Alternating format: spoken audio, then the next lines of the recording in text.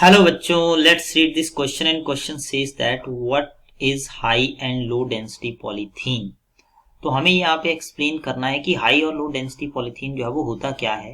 तो पहले हम यहाँ पे की कंसेप्ट के ऊपर आते हैं। की कंसेप्ट हमारे पास क्या है, अगर हम यहाँ पे देखें कि कंसेप्ट हमारे पास यहाँ पे बनता है that is your polythene.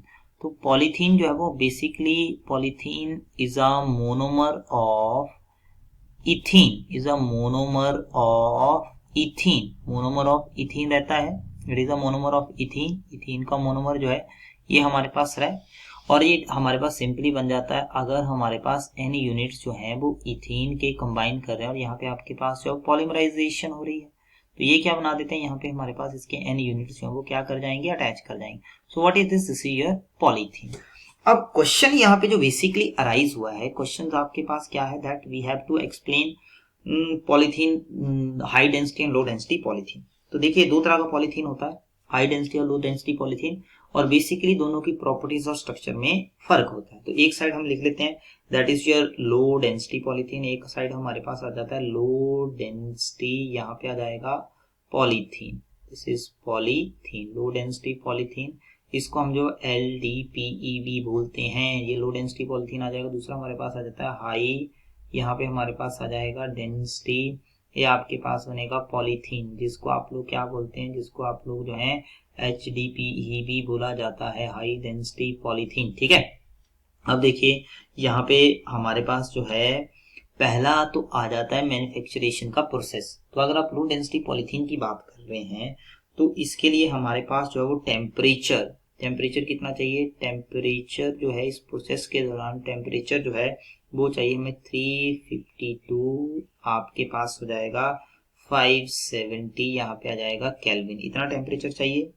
And pressure की अगर हम बात करें, प्रेशर जो है वो रिक्वायर्ड है, प्रेशर कितना हो जाएगा, ये आपके पास रिक्वायर्ड है दैट इज 1002, आप बोल सकते हैं 2000 एटमॉस्फेरिक, इतना प्रेशर रिक्वायर्ड है।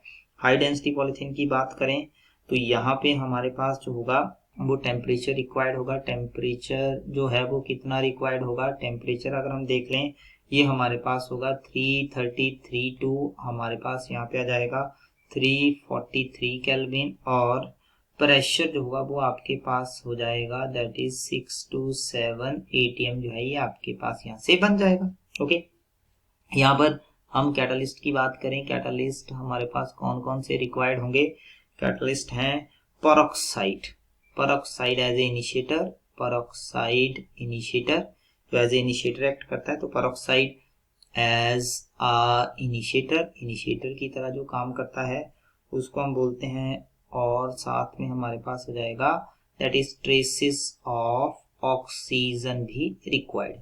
यहाँ पे हम बात करें, इस साइड अगर हम बात करें हमारे पास आ जाता है कैटलिस्ट जो हमारे पास रिक्वायर्ड होता है जिगलर नेटा कैटलिस्ट, दिस इज जिगलर, यहाँ पे हमारे पास हो जाएगा नेटा और हमारे पास क्या हो जाएगा कैटलिस्ट। तो यहाँ पे कौन सा कैटलिस्ट रिक्वायर्ड है, जिगलर नेटा कैटलिस्ट रिक्वायर्ड है। यहाँ पे आप बोलेंगे इसका क्या होगा, ये होगा हाईली ब्रांच स्ट्रक्चर, तो यहाँ पे आएगा हाईली, यहाँ पे आएगा ब्रांच्ड, आपके पास बन जाएगा स्ट्रक्चर, तो this is highly branched structure. तो इस साइड अगर हम बात करें हाई डेंसिटी पॉलीथीन की, ये तो हाईली ब्रांच्ड होता है। अगर हम यहाँ पे बात करें तो यहाँ पे ब्रांचिंग क्या होती है, इसका लीनियर स्ट्रक्चर होता है।